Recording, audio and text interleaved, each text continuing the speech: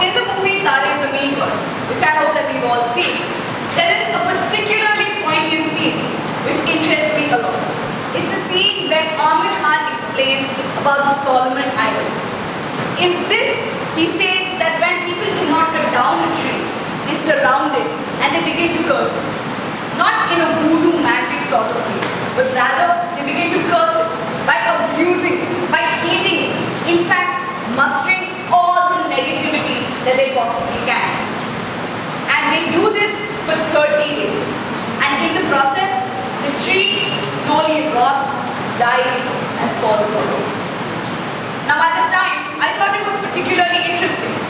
But later, when I read Dan Brown's The Lost Sibling, I came across an ideology which gave me an explanation. And it opened up a new train of thought. That ideology was that of noetic science. Now noetic is derived from the Greek word noesis, meaning inner understanding. So, noetic science deals with the basics of the power of the human mind and the collective consciousness that all of us have as human beings. A kind of magic, that you will, which we know that we all possess, but we fail to explain why it happens. The foundation that noetic science is based on is that every thought that we have possesses mass. And as we all know, I hope, that anything that possesses mass has a gravitational field. So, if a thought has more mass, if it is powerful enough, that means the gravitational field that surrounds it is big, and hence can attract objects or people to influence others rather. Now, everything that I might have told you till now might sound like some Freemason mumbo jumbo, but I'm not kidding. There is an Institute of Noetic Sciences which tries to prove experimentally the concept of noetic science. One of the experiments was the interaction experiment.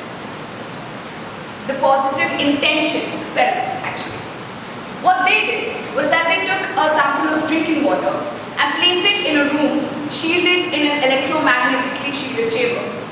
Now outside the room, they placed similar samples of water, but in this case, there was no shielding around it.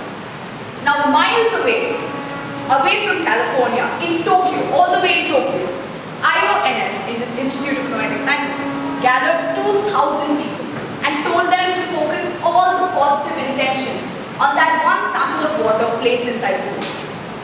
Later, the water crystals from both the samples, the ones inside the room and outside the room, were collected and they were photographed. And then they were assessed by 100 judges for their aesthetic beauty.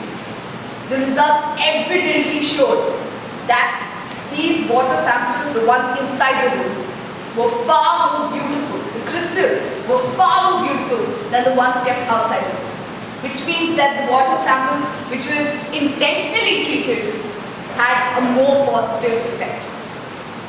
And it's not just this experiment. There's been an experiment with cancer patients too, wherein if the cancer patient is surrounded in a positive environment, and this is just a brief, the cancer that the patient had went into remission. I mean, do you realize how beautifully astonishing that fact is? When I talk about mass or gravitational force or thoughts, a particular question comes to mind.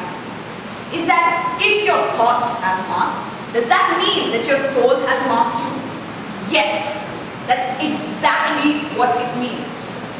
And this too has been proven in an experiment performed in 1988, wherein terminally ill patients were weighed immediately before and after their death.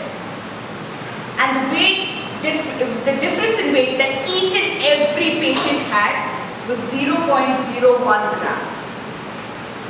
0.01 grams after we accounted loss in exhalation, loss of fluids or loss of fecal matter. That, Toastmasters, shows that 0.01 grams is experimentally proven to be the weight of the human soul. When I talk about this, a thought comes to mind, something that my dad says, that a place of worship is considered holy not because of the deity that is present there, but because of the people that make it so. When a person feels serene in a mosque or a church or a temple, it is not because he is there for his own goodness, but because the people that go to pray there do so with the purest of their thoughts, the purest of their intentions, and make it better. They influence others with their thoughts. And that is why I believe that if we as human beings can improve our mental prowess, then there may actually come a day when we can control objects or people. We can influence them, just like Magneto or Charles Xavier from X-Men. And that leads me to believe that it is so much better for you to be positive than to be pessimistic. Because if you think about it, if you can influence a glass of water from Tokyo to California, imagine what you can do with your mind to your own self, to your own surroundings. And this also goes to show how being depressed, thinking about depressing thoughts, can actually literally slowly kill you. And if not harm you, it definitely can harm others that surround you. I would like to conclude Toastmasters by saying that learning about noetic sciences improved me in a manner I didn't think it would. And for that reason, I want to pursue this passion of mine and go ahead to the Indian Institute of Noetic Sciences one day to do research on this very topic. Because I am not going to give up, and I'm not going to let others' thoughts affect me. And my suggestion to you, dear Toastmasters, is that you realize how important the potential of your mind is. Because whether or not you want to believe it, you have the potential to think, and therefore the potential to change the world.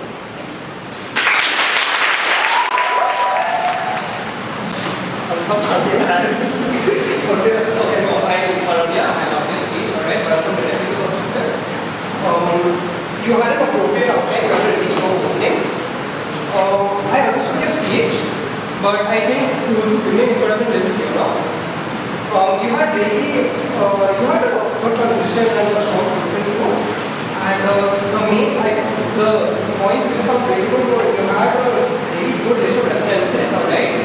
From background from Charles Xavier to all the years 1910 and 40, and from Tokyo to California, okay? I can imagine how tough it must be to remember all that on stage, and I think that was amazing. Your hand and gesture were really good, alright? But I think you should have taken more on the stage, and today I'm listening to 10, so you couldn't go too much.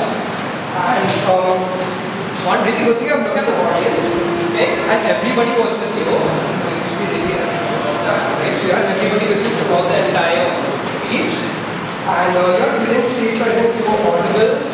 You maintained eye contact and your voice modulation was brilliant at the point when you said the words beautifully or astonishing. You did some places where you have been a little weird towards the beginning, and I don't think you should, like personally, I don't think you should use really complicated words first. But there might be a lot of people who don't understand it. But I just congratulations on completeness, easy to track, and forward to your focus speeches. And do remember your value